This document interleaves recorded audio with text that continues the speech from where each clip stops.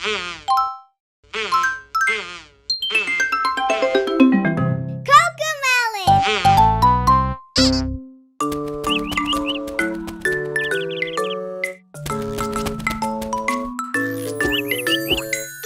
little eggs were sitting in the nest on top of the tree and all at rest. Mama bird saw them starting to crack, and soon all the eggs were hatched.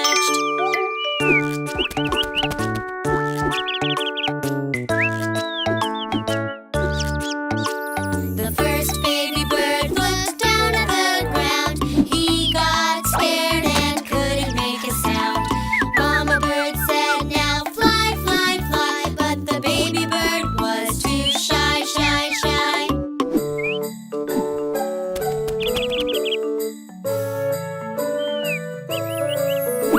The first baby bird got out of the nest. Then the next baby bird looked at the rest. Mama bird said, "Now fly, fly, fly," but the baby bird said,